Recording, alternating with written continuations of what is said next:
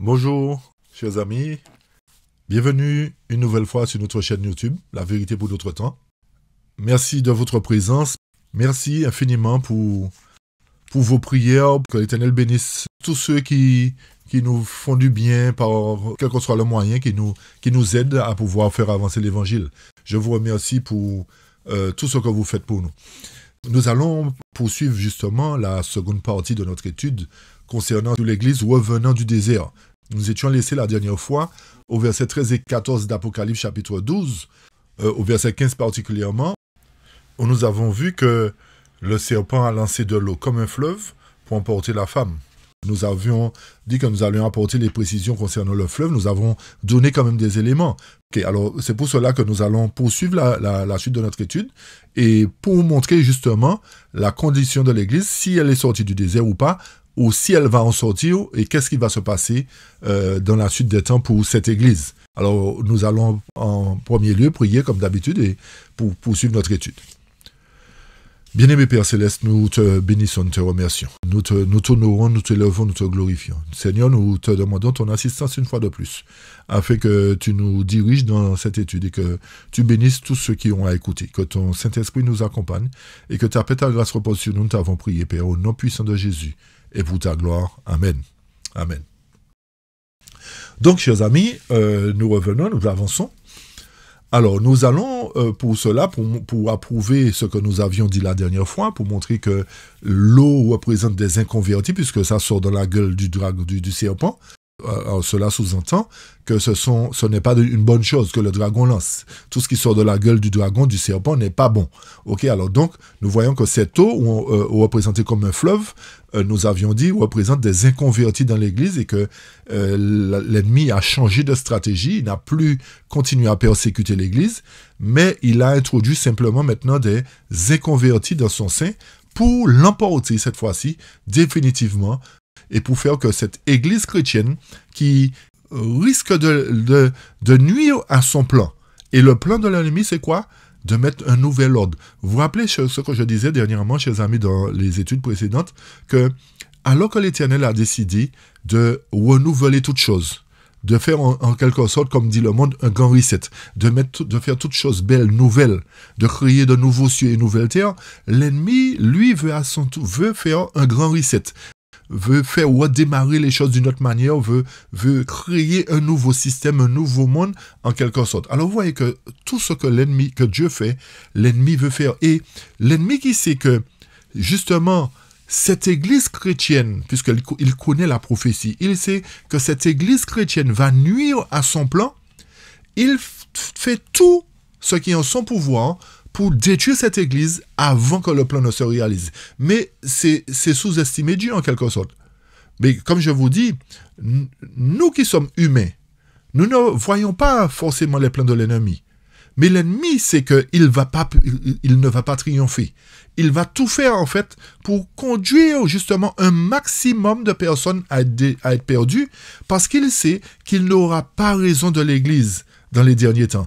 Et le fait qu'il sait qu'il n'aura pas les raisons de l'Église, comme j'ai dit, il va faire qu'un maximum soit perdu, bien malheureusement. Et c'est pour cette raison que Dieu aura simplement 144 000 fidèles parmi les vivants. Je précise bien, il aura 144 000 fidèles parmi les vivants pour terminer l'œuvre. Et c'est pour cette raison que l'ennemi va prendre du bâton bientôt, va battre en retraite bientôt à travers cette église triomphante que l'Éternel va mettre en place. L'Éternel va éliminer tout le fleuve que l'ennemi a introduit, a lancé. L'Éternel va éliminer tous les inconvertis, va enlever tout le fleuve que l'ennemi a lancé dans l'église, d'accord, contre la femme. L'Éternel va enlever tout ça. et va faire que ceux qui restent là, ce sont ceux qui se seront accrochés à l'Éternel, pour que le fleuve ne les emporte pas. Vous me suivez, chers amis? Donc, nous poursuivons avec les textes pour avancer dans la suite de notre étude. Je vous invite pour cela à aller dans Tragédie des siècles avec moi, au chapitre 21, à la page 415 en français, 384-385, et nous avons préféré mettre la version anglaise parce que nous avons constaté que la version française a été diluée. Elle n'est pas fiable en fait. Ok? Alors, je lis ce qui suit. Pour s'assurer des conversions, on a baissé le niveau élevé de la foi chrétienne et par conséquent, un fleuve païen se déversant dans l'Église a apporté avec lui ses coutumes, ses pratiques et ses idoles. Comme la religion chrétienne s'assurait la faveur et le soutien des dirigeants séculiers, il était nominalement accepté par des multitudes, bien que chrétiens en apparence, beaucoup restaient en substance païens, adorant surtout en secret leur idole. Et c'est ce que je disais la dernière fois, chers amis. Beaucoup de personnes dans l'Église, on leur donne des fonctions, mais ils ne sont pas plus convertis que l'ennemi lui-même. Donc, ils sont acceptés, ils sont introduits, et qu'est-ce qu'ils font? Ils contaminent l'Église. Vous voyez ce que le texte nous dit, chers amis? Le texte nous dit que le fleuve représente des païens. Alors, lorsque nous revenons dans Apocalypse 15, qui nous dit que le serpent lança de sa gueule de l'eau comme un fleuve, le fleuve, la parole inspirée, nous confirme que ce sont des païens. Alors, vous voyez pourquoi nous avons besoin de l'esprit de prophétie, chers amis? C'est pour ne pas mal interpréter le texte. Parce que beaucoup ont interprété ce texte-là d'une certaine manière.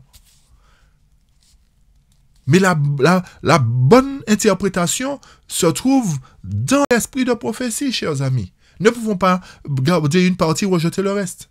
Donc, le fleuve, chers amis, représente des inconvertis qui sont là, qui portent le titre de chrétiens, qui nourrissent l'Église avec la dîme, effectivement, qui amènent la dîme, etc., qui les offrandes, etc., pour entretenir l'Église, mais qui ne sont pas eux-mêmes convertis.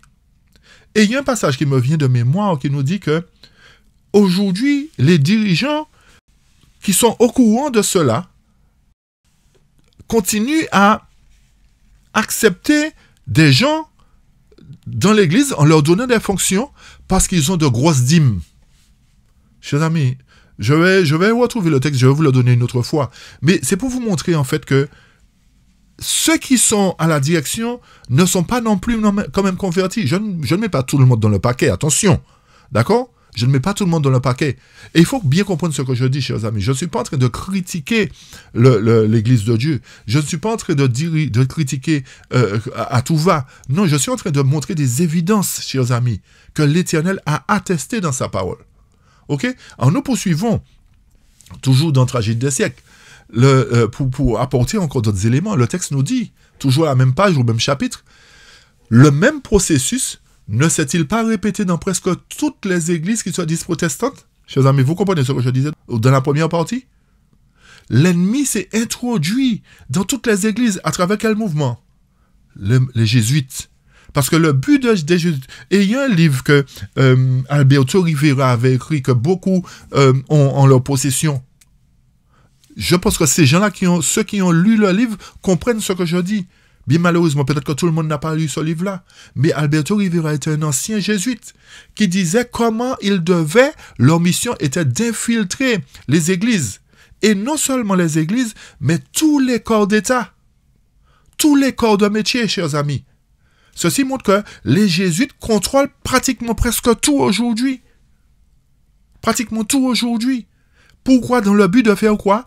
D'amener tout le monde à rejeter la chrétienté, à rejeter l'Église de Dieu, à rejeter Dieu lui-même. Et c'est pour cette raison que le texte nous dit, le même processus ne s'est-il pas répété dans presque toutes les églises qui se disent protestantes? Lorsque les fondateurs, ceux qui possédaient le véritable esprit de réforme, disparaissent, leurs descendants s'avancent et remodèlent la cause, tout en s'accrochant aveuglément au credo de leur père et en refusant d'accepter toute vérité antérieure à ce qu'ils ont vu. Les enfants des réformateurs s'écartent largement de leur exemple d'humilité, d'abnégation et de renoncement au monde. Ainsi, la première simplicité disparaît, un flot mondain, encore une fois, un flot. L'ennemi avait jeté quoi? Un flot d'inconvertis. Un flot mondain se déversant dans l'Église entraîne avec lui ses coutumes, ses pratiques et ses idoles. Alors vous voyez, chers amis, que le fait que le dragon est lancé de l'eau dans l'Église représente véritablement des inconvertis. Et il y a beaucoup de jeunes aujourd'hui, descendants de ces ministres inconvertis, qui continuent à ne pas ouvrir leurs yeux sur la vérité, mais à entretenir l'Église d'erreurs, à introduire des erreurs dans l'Église. Et c'est pour cette raison qu'aujourd'hui, l'Église, la dernière Église, se trouve divisée en de nombreuses ramifications. D'accord, chers amis? C'est pour cette raison, parce que l'ennemi se dit qu'il va briser cette Église-là. J'aimerais que vous compreniez vraiment le plan de l'ennemi à travers l'Église et que vos yeux puissent s'ouvrir pour comprendre que toutes les divisions que nous trouvons aujourd'hui au sein de l'Église ont été créées par le flot d'inconvertis que l'ennemi a introduit. Et aujourd'hui, nous suivons toutes sortes de personnes qui sont inconvertis, qui tordent le sens des Écritures, qui rejettent l'esprit de prophétie et qui proclament la Bible seule et qui vont emmener tous ceux qui les suivent à la perdition. Chers amis, comprenez bien le plan de Dieu. Comprenez bien aussi le plan de l'ennemi. L'ennemi veut qu'un maximum soit perdu. J'insiste dessus. Donc, nous avançons pour poursuivre. Nous avons vu que, effectivement, le flot représente des inconvertis. Mais est-ce que l'Éternel va rester là à ne rien faire? Et c'est là que nous voyons la puissance de Dieu, chers amis. C'est pour cette raison que nous disons que Satan sait qu'il n'aura pas la victoire. Il sait que l'Éternel va intervenir. Il sait que l'Éternel va secourir cette Église en la délivrant des inconvertis. Donc, il essaie d'aller en avant, de mettre ses plans en avant pour, en quelque sorte, contrecarrer le plan de Dieu. Mais, chers amis, l'ennemi ne peut pas contrecarrer le plan de Dieu, puisque l'Éternel lui a donné une leçon déjà. Mais comme l'homme ne connaît pas tout le plan, alors l'ennemi essaie d'influencer l'homme qui ne suit pas la parole. L'ennemi essaie d'emporter les hommes qui ne s'appuient pas sur un ainsi dit l'Éternel. Il essaie de les emporter aussi pour qu'ils ne puissent pas comprendre le plan de l'Éternel. Mais l'Éternel nous a donné son plan, chers amis. Et c'est pour cette raison que, à travers les études précédentes, nous avons montré que l'Éternel a un plan, une route qu'il doit frayer pour emmener son peuple sur le mont Sion. Et les études que nous allons faire par la suite vont vous montrer que ce plan-là est en train de se mettre en marche. Le plan de l'Éternel est en train de se mettre en marche, chers amis. Analysez, revoyez les études que nous mettons sur la chaîne, chers amis. Revoyez-les, écoutez-les, analysez-les, pour bien comprendre que Dieu a un plan pour sauver son Église. Et quel est ce plan, chers amis? Apocalypse 12, verset 16.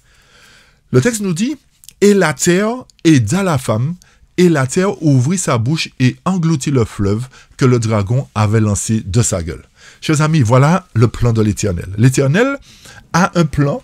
Il va utiliser la terre pour sauver la femme, pour engloutir le fleuve que le dragon avait lancé. Alors, il y a tellement de fausses interprétations sur ça, chers amis. Donc, vous comprenez, analysons bien le verset 16, très très très important.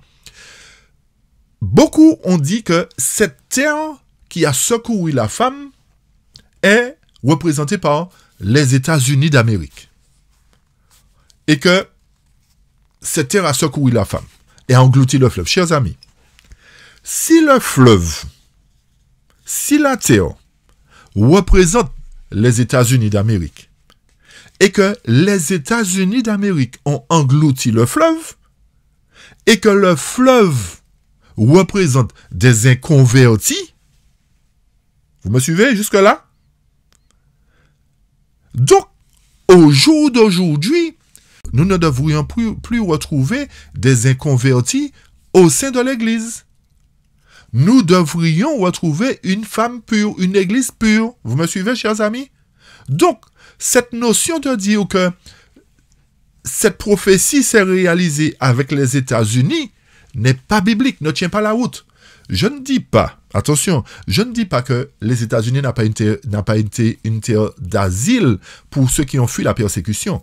Mais là, quand nous analysons Apocalypse chapitre 12, chers amis, nous voyons que le fait que l'ennemi ait changé de stratégie, qu'il a arrêté la persécution, montre que cette prophétie ne peut pas trouver son accomplissement avec les États-Unis. Vous me suivez, chers amis? Donc, cette prophétie où la terre aida la femme va trouver son accomplissement bientôt. Cette prophétie, le verset 16, n'a pas encore trouvé son accomplissement, chers amis.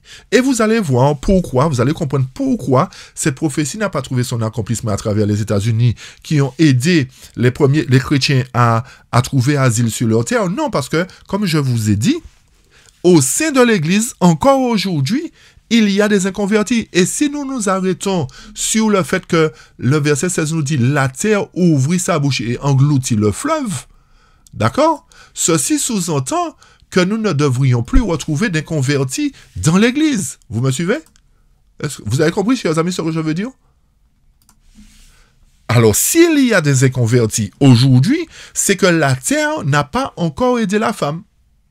La prophétie ne s'est pas encore réalisée. Vous me suivez? Ok, alors on va voir comment cette prophétie va se réaliser, chers amis. Comment elle va se réaliser. Et l'Éternel nous a donné un exemple, en fait. L'Éternel nous a donné un exemple comment il a éliminé les inconvertis au sein de son peuple. Nous allons remonter dans Nombre, chapitre 16, chers amis. Nous n'allons pas tout lire, mais nous allons lire quelques paragraphes pour montrer que comment l'Éternel a éliminé, s'est servi de la terre pour éliminer les inconvertis au sein de son peuple d'Israël. Vous vous rappelez de Coré, Dathan et Abiram, chers amis, au sein de la congrégation d'Israël, lorsque Moïse était encore présent? Qu'est-ce qui s'est passé?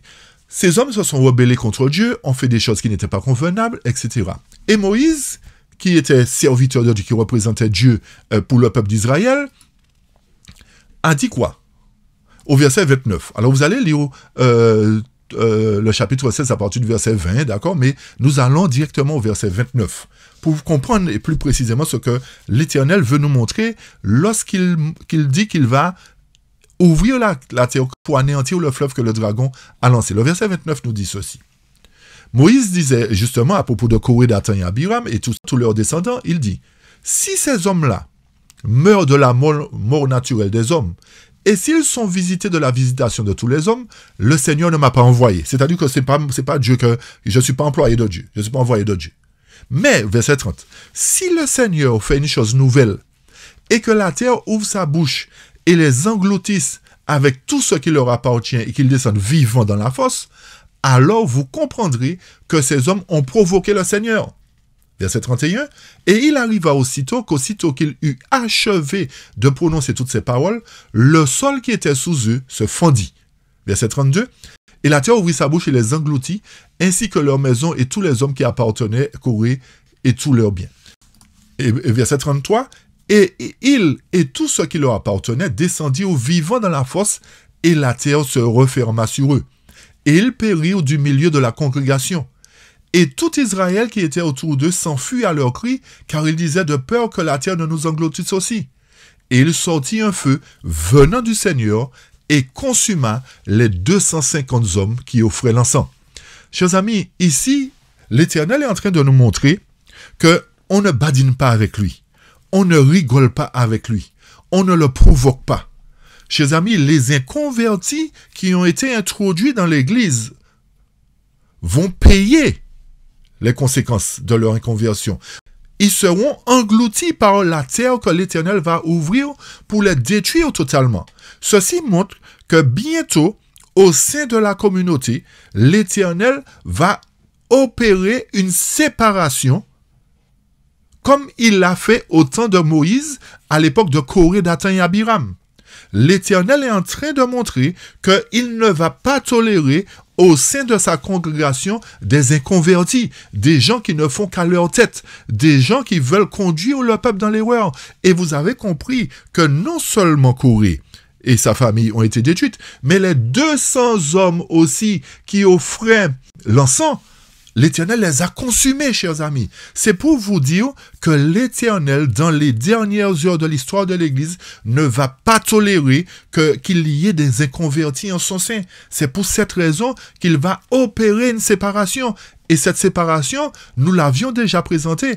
Il va l'opérer à travers le chapitre 9 d'Ézéchiel, où il crie, où il dit, verset 1, il crie à mes oreilles d'une voix forte disant, faites approcher ceux qui ont la charge de la ville, chacun avec son arme de destruction dans sa main, c'est-à-dire les anges, chers amis, ce ne sont pas des hommes.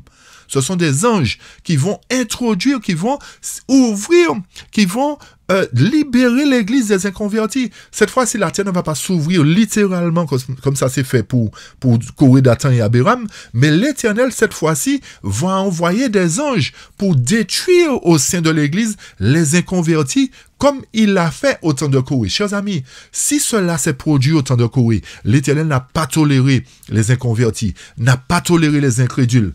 Vous pensez que l'Éternel va tolérer les inconvertis avant la fin de l'histoire, du monde? Non.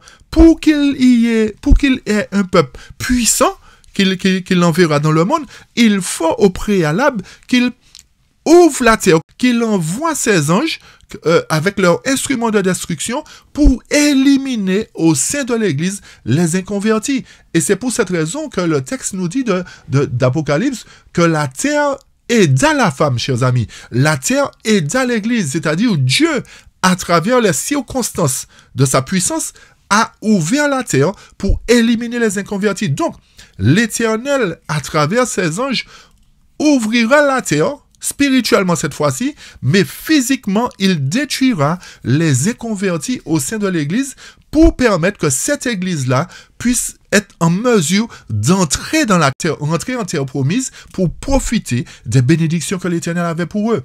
Alors, chers amis, vous comprenez plus clairement que à travers Apocalypse chapitre 12, à travers l'étude que nous faisons, d'après le titre l'Église revenant du désert, l'Éternel a un projet de faire sortir l'Église du désert, de ramener l'Église dans son territoire. L'Éternel a un projet de ramener l'Église dans sa vigne, chers amis, loin du désert. Et c'est pour cette raison qu'il va opérer de la même manière qu'il a opéré avec Moïse, Corée, Dathan et Abiram. Il opérera au sein de son Église dans les dernières heures finales de l'Église, au moment où sont scellés les 144 000, chers amis.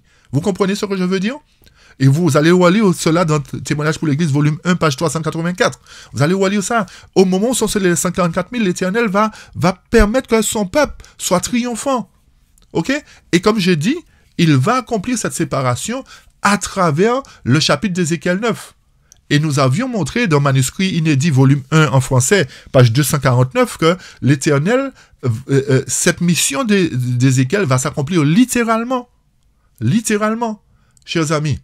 Et comprenez aussi, chers amis, que en contrepartie, comme j'ai dit, à travers l'œuvre que l'Éternel doit faire, ceci est là pour nous montrer que, en fait, beaucoup de personnes portent le nom de chrétiens aujourd'hui, mais ne sont pas de vrais chrétiens. Et c'est pour cette raison qu'Ésaïe chapitre 4, versets 1 à 6 nous dit, « En ce jour-là, 7 femmes saisiront un seul homme, disant, nous mangerons notre pain, et nous nous vêtirons de nos propres vêtements, seulement que nous soyons appelés par ton nom, pour retirer notre infamie. » Et le verset 2 nous dit, « En ce jour-là », c'est-à-dire au moment, dans le temps où les 7 femmes saisiront un seul homme, vont dire, mais non, laisse-nous porter ton nom, laisse-nous, nous allons nous vêtir de notre propre justice, nous allons manger notre propre nourriture spirituelle, nous allons manger ce que nous voulons, mais simplement nous voulons porter ton nom. L'Éternel dit, en ce jour-là, pendant que l'ivraie sera au milieu du blé, en ce jour-là, la branche du Seigneur sera splendide et glorieuse, c'est-à-dire le bon grain sera mis en évidence. Et le fruit de la terre sera excellent et avenant pour les rescapés d'Israël, chers amis. S'il y a des rescapés, c'est qu'il y a eu un massacre, chers amis. Vous comprenez? S'il y a eu des rescapés, ce sont des survivants à quelque chose qui s'est produit. Et ce qui s'est produit, c'est le fait que l'Éternel a éliminé au sein de son peuple, de son Église, les inconvertis. Il a fait comme il a opéré comme il a fait au temps de Moïse, de Corée, Dathan et Abiram. Ok, chers amis, il a éliminé complètement. Et à partir de ce moment-là, les rescapés de l'Éternel seront en ce jour-là splendides et glorieux. Vous comprenez, chers amis? Et verset 3 nous dit, « Et il arrivera que celui qui est resté dans Sion et celui qui sera demeuré de reste dans Jérusalem sera appelé saint. » Vous vous rappelez de Zacharie 14, chers amis? Que l'Éternel va frayer une route pour le reste de son peuple, pour que ceux qui fuient puissent aller vers lui.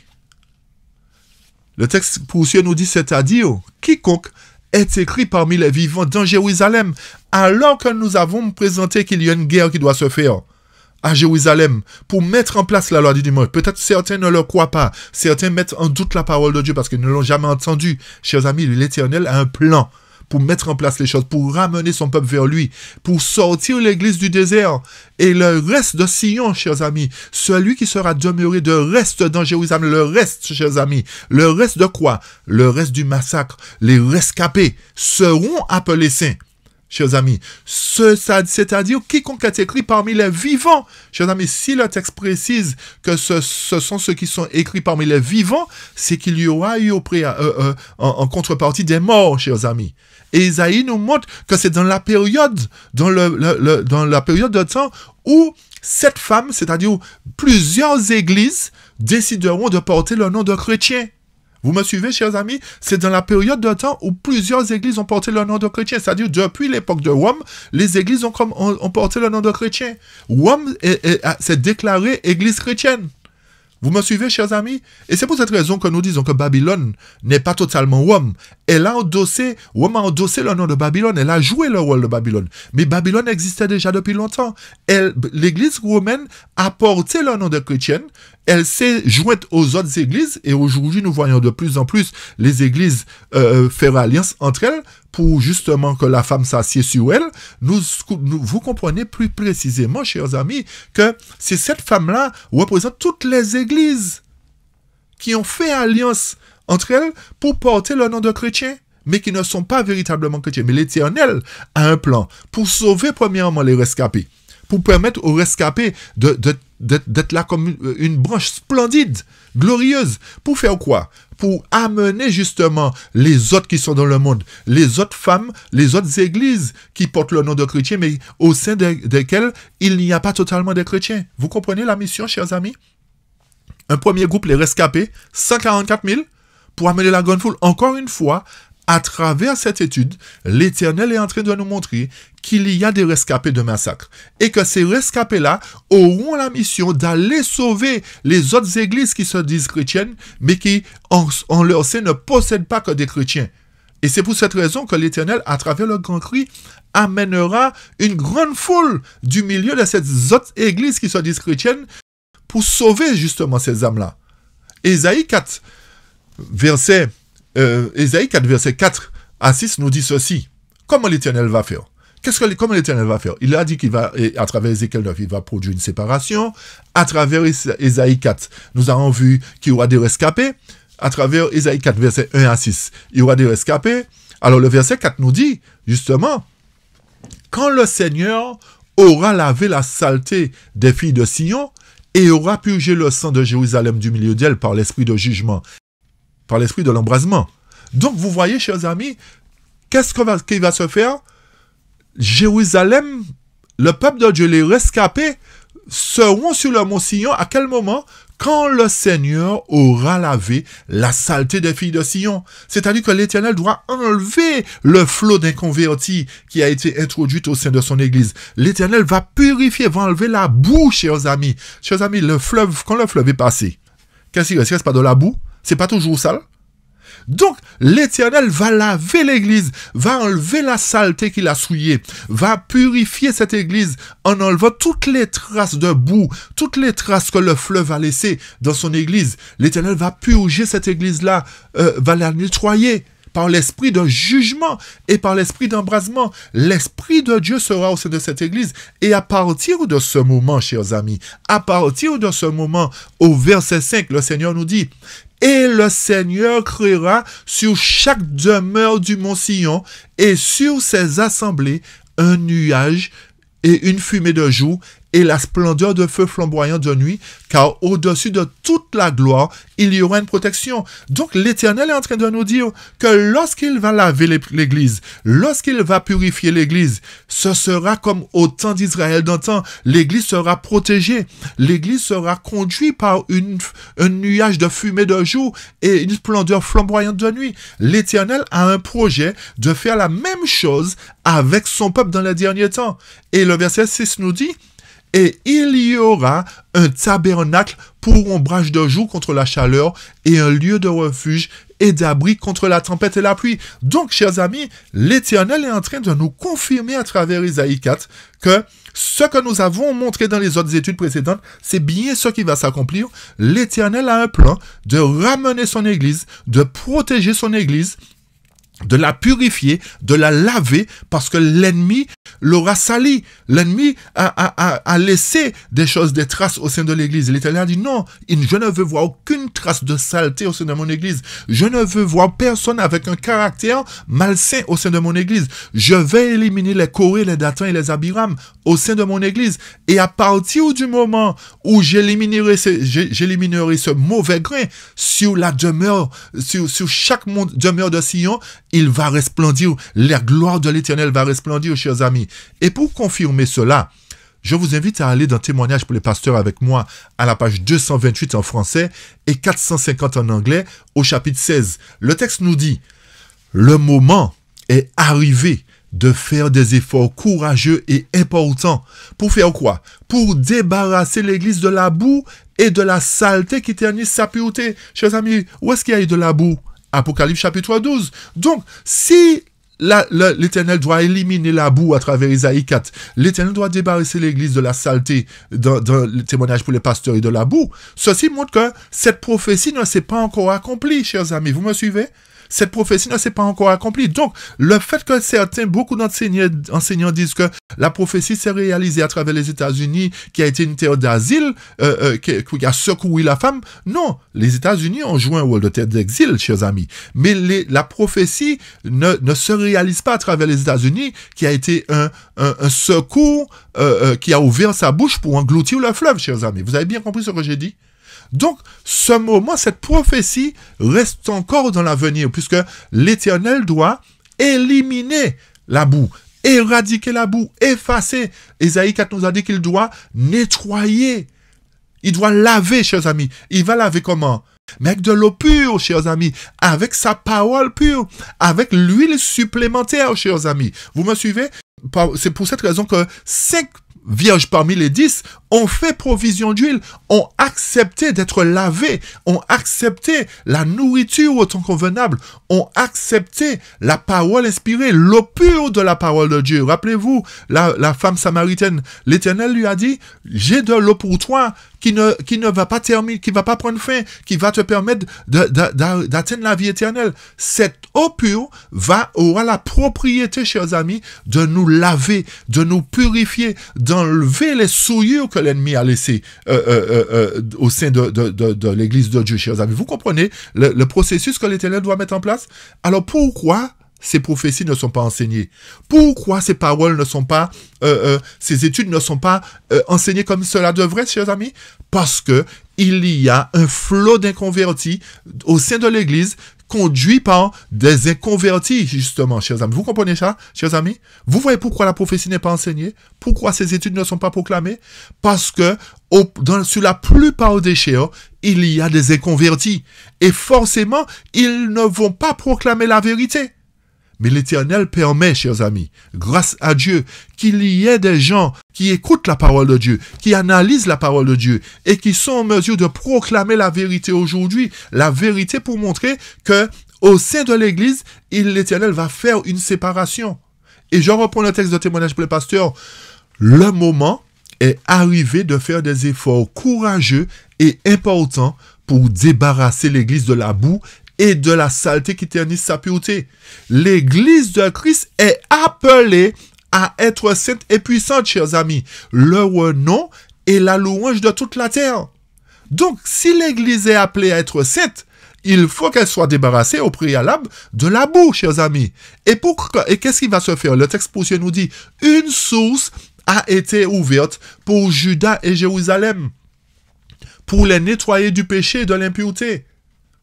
Le peuple de Dieu auquel a été remis la vérité sacrée souffre d'une apostasie éternelle. Chers amis, la source est ouverte pour le péché et pour Judas, pour le péché et l'impureté. Donc, la source c'est Jésus-Christ. Mais nous voyons que lorsque l'Église sera libérée des pécheurs et en son sein, l'Éternel doit la laver à nouveau. C'est-à-dire que nous devons accepter premièrement Jésus-Christ comme notre sauveur personnel. Quand on dit accepter Jésus-Christ, c'est pas en parole, chers amis. C'est pas en parole, mais en obéissance à toute sa parole. Et ce sont ceux qui mettront en pratique toute la parole de Dieu qui seront en mesure d'être nettoyés à travers la source que l'Éternel va mettre en place au moment de la délivrance. Vous me suivez, chers amis? Et le texte poursuit et nous dit, la foi, le service et les œuvres de l'Église doivent être comparés à ce qu'ils auraient été si elles avaient constamment été de l'avant et vers le haut, en accord avec la grâce et la sainte vérité reçue. Donc, vous voyez, chers amis, que si l'Église n'avait pas accepté d'un converti en son sein, si l'Église, après la mort des apôtres, n'avait pas toléré n'importe quoi, l'Église serait allée de l'avant et l'ennemi n'aurait pas eu raison de cette Église. Mais il fallait que la prophétie s'accomplisse, chers amis. Vous comprenez bien aussi.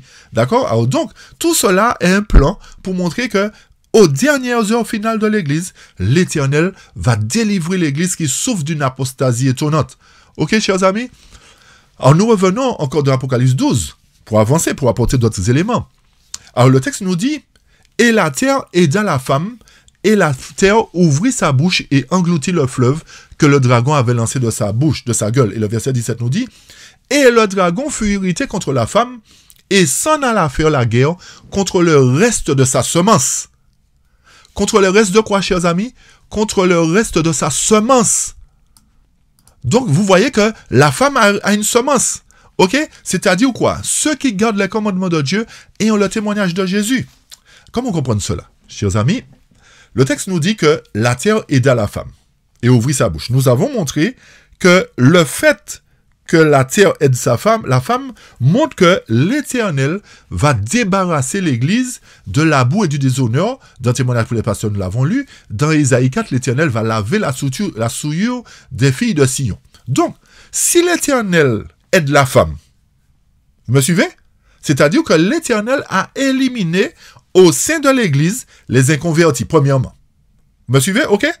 S'il a enlevé les inconvertis au sein de l'Église, c'est-à-dire qu'à partir de ce moment-là, le dragon ne peut plus atteindre la femme. Vous me suivez? Le dragon ne peut plus atteindre la femme. Pourquoi? Parce que l'Éternel a produit une séparation, a enlevé au sein de cette église les inconvertis. Et à partir du moment où il n'y a plus d'inconvertis au sein de l'église, le dragon est irrité contre la femme. Vous me suivez? Le dragon est fâché parce qu'il dit, mais alors j'ai raté ce plan-là. Je voulais détruire la femme, mais l'Éternel a eu raison de moi. L'Éternel a eu le temps d'enlever les inconvertis avant que je détruise la femme, que j'emporte la femme comme un fleuve. Vous voyez, chers amis, que l'Éternel a un plan? L'ennemi essaie toujours d'anticiper, mais l'Éternel dit, non, arrête avec ça là. C'est moi l'Éternel qui ai mis ça en place. Tu vas pas me devancer. Donc, l'Éternel nous montre qu'il aide la femme premièrement, qu'il secoue la femme au point que le dragon soit irrité contre la femme parce que la femme est devenue pure, chers amis. La femme est représentée par une église pure, fidèle, belle comme le soleil, mais terrible comme des soldats. Donc, l'ennemi se trouve fâché contre la femme parce qu'il ne peut plus nuire à la femme. Alors donc, qu'est-ce qu'il va faire, chers amis? Qu'est-ce que l'ennemi va faire? Parce que l'église est purifiée à ce moment-là. Les 144 000 se retrouvent sur le mont Sion avec l'agneau. L'église est représentée comme étant représentant de Christ sur terre. L'église est sur le mont Sion. L'église est purifiée. Donc, le dragon dit, je vais faire une dernière tentative. Je vais faire encore quelque chose. Comme j'ai pas eu l'église chrétienne, la véritable église chrétienne, parce que l'Éternel l'a aidé, l'Éternel l'a secouru, l'Éternel a enlevé les inconvertis dans son sein. Donc, je vais m'en prendre au reste de sa semence, c'est-à-dire le deuxième peuple de Dieu. Vous vous rappelez le texte qu'on avait montré dans l'étude précédente, chers amis? Que le texte qui avait été supprimé, qui montre qu'il y a deux peuples de Dieu, deux groupes. Donc, la femme qui a été aidée est le premier groupe, et l'ennemi est furieux contre cette femme-là, parce qu'il ne peut plus avoir accès à cette femme-là, atteindre cette femme-là. Donc, il va faire la guerre au reste de la semence de la femme.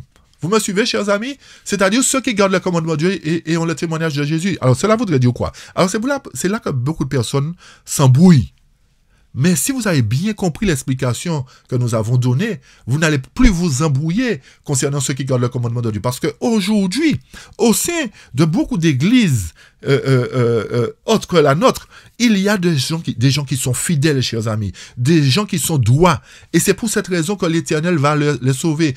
Ils gardent les commandements à leur manière. Ils gardent le témoignage de Jésus à leur manière. Mais l'Éternel va faire que, suite au fait qu'il aura libéré la femme des inconvertis, il enverra cette église purifiée contre qui le dragon est irrité et qu'il ne peut plus toucher vers justement le reste de la semence dans le but de les amener à rencontrer Jésus-Christ, à faire alliance avec Jésus dans le but aussi d'être sur le mont Sion pour être sauvés. Chers amis, j'espère que c'est plus clair pour vous ce passage d'Apocalypse 12, 14 à 17. Nous continuons, nous avançons. Nous allons dans Témoignage volume 5, page 78-79. Témoignage volume 5. Mais malheureusement, il a été dit que nous avons en français tout ce qu'il nous fallait. Il n'y avait pas eu besoin de traduire les autres témoignages. Bon, bien malheureusement, nous voyons que nous en avons besoin quand même. Bon, que voulez-vous? C'est comme ça. On va avec. Alors, Témoignage pour l'Église, volume 5, page 78-79, nous dit ceci. Que puis-je dire pour réveiller notre peuple? Je vous dis que pas mal de ministres qui se tiennent devant le peuple pour expliquer les Écritures sont souillés. C'est ce que je disais tout à l'heure, chers amis. Leurs cœurs sont corrompus, leurs mains impures. Alors vous voyez qu'on n'est pas là pour critiquer, chers amis. On est là pour répéter ce que la parole de Dieu, c'est la parole de Dieu qui le dit. Et je poursuis. Pourtant, beaucoup d'entre eux crient paix, paix. Et les ouvriers de l'iniquité ne sont pas inquiétés. C'est-à-dire, les mêmes sont là. Oui, paix, oui, ah oui, on est là, paix, on va être sauvés, on va être sauvés. Ah oui, du moment qu'on a fait alliance avec Dieu, qu'on s'est baptisé, on va être sauvés, chers amis. C'est ce qui est en train de dire là. Beaucoup de personnes seront surpris lorsque la terre va s'ouvrir, lorsque l'Éternel va exterminer. Beaucoup de personnes vont s'ouvrir parce qu'ils sauront qu'ils seront perdus. Parce que les 5 vierges folles ont su qu'elles sont perdues, chers amis. Les 5 vierges folles ont su qu'elles sont perdues. Donc, les inconvertis dans l'Église, avant la séparation, sauront qu'ils sont perdus, chers amis. Rappelez-vous à l'époque de Noé. Lorsqu'ils ont vu la pluie, les premières gouttes tomber, ils se sont dit, hey, nous sommes perdus. Mais c'est pourquoi on n'a pas accepté? Chers amis, la même chose va se reproduire au sein de l'Église. Pourquoi? Parce qu'on suit des ministres qui sont souillés eux-mêmes. Et aujourd'hui, analysez bien, les mêmes messages sont prêchés depuis des années. Alors qu'il y a des vérités qui sont là, des prophéties qui doivent s'accomplir, qui ne sont pas enseignées. Pourquoi? Parce que l'ennemi a introduit des inconvertis. Les jésuites sont sur la chair aujourd'hui en train de prêcher, chers amis. Les jésuites sont en train de conduire le peuple dans l'erreur et beaucoup seront perdus. C'est pour cette raison que la parole nous dit qu'il y aura beaucoup d'appelés mais peu d'élus. C'est pas pour le monde, chers amis. C'est dans l'église de Dieu. Et le texte poursuit et nous dit: la main du Seigneur n'est pas trop courte pour ne pas sauver, ni son oreille pour ne pas entendre. Mais ce sont nos péchés qui nous ont séparés de Dieu, chers amis. C'est pas la faute de l'Éternel. C'est nous-mêmes qui faisons si nous sommes perdus, parce que nous ne voulons pas écouter la parole de Dieu. Nous voulons suivre des gens qui disent: n'étudiez pas ceci, n'écoutez pas telle personne, n'écoutez pas tel ceci, tel cela. Chers amis, l'Église est corrompue à cause de ses membres qui souillent leur corps et polluent leur âme. Vous comprenez plus clairement, chers amis, pourquoi l'Éternel va faire une séparation comme au temps de Corée? Pourquoi la terre va secourir la femme? Parce que l'Église est corrompue, pas à cause de Dieu, mais à cause de ses propres membres qui souillent leur corps. On mange n'importe quoi, on fait n'importe quoi, qui souillent leur âme par de mauvaises doctrines, ils écoutent de mauvaises personnes qui sont en train de dire la Bible seule et qui tordent le sens des Écritures. Je prie Dieu que toutes ces âmes-là puissent revenir à la véritable adoration et qu'ils puissent suivre la parole, véritablement la Bible et l'esprit de prophétie, comme l'Éternel l'a institué au sein de son Église, chers amis. Chers amis, si l'Église est corrompue, l'Éternel ne va pas admettre que cette église soit corrompue jusqu'au point, puisqu'elle a une mission à accomplir avec cette église. Et nous poursuivons, toujours dans Témoignage volume 5. Si tous ceux qui se réunissent pour des réunions d'édification et de prière pouvaient être considérés comme de véritables adorateurs, alors nous pourrions espérer bien que beaucoup resterait à faire pour nous. Mais il est vain de se leurrer. Les choses sont loin d'être ce que l'apparence indique. D'un point de vue général, beaucoup de choses peuvent sembler belles. Ah, on est content, beaucoup de programmes, etc., de programmes. Alors qu'en y regardant de plus près, on les trouve pleines de déformations. Les programmes sont là pour quoi aujourd'hui, chers amis? Pour remplir le temps, pas pour nous édifier. Hein? Il n'y a aucun programme qui est fait pour nous édifier aujourd'hui. On supprime les écoles, les classes baptismales qu'il y avait avant. On a supprimé tout ça. Les classes d'études, on a supprimé tout ça. Et même au sein de notre église aujourd'hui, les dirigeants ne veulent plus faire de classes d'études, chers amis. Parce qu'ils ont peur que le bon grain puisse dénoncer l'erreur. Alors, pour tout en finir, ils ont arrêté les études l'après-midi, les études du sabbat après-midi, et pour que la vérité ne soit pas proclamée. Mes chers amis, à travers cette chaîne que l'Éternel a mis en place, à travers cette chaîne, la vérité pour notre temps, l'Éternel permet que la vérité soit proclamée. Et nous prions Dieu que l'Éternel permette que cette chaîne puisse toucher un maximum de personnes, que ces vérités puissent toucher un maximum de personnes, parce qu'aujourd'hui, nous ne pouvons plus dire la vérité au sein de l'Église. Personne ne peut plus dire la vérité. Et quel qu'il soit, quand quelqu'un vient pour dire « Mais pasteur, ce n'est pas ce qui est écrit », tout de suite, on le traite d'hérétique. Tout de suite, on met l'Église contre cette personne. Chers amis, le plan de l'ennemi est de continuer à introduire des inconvertis, et même au sein des dirigeants, il y a beaucoup d'inconvertis. Je dis beaucoup parce qu'il y a de ceux qui, comme j'ai dit précédemment, qui abandonnent le rôle du pastorat parce qu'ils ont compris qu'ils ont une vérité à dire qu'ils ne peuvent plus la dire. Vous comprenez ce que je dis? C'est pour cette raison que je ne jette pas le discrédit sur tout le monde, chers amis. C'est pas moi, en fait. Je ne dis pas que tout le monde est dans le même sac. OK? Donc, on poursuit le texte. Le texte nous dit, l'esprit qui prévoit à notre époque est celui de l'infidélité et de l'apostasie. Un esprit de prétendue illumination due à la connaissance de la vérité, mais en réalité de la présomption la plus aveugle.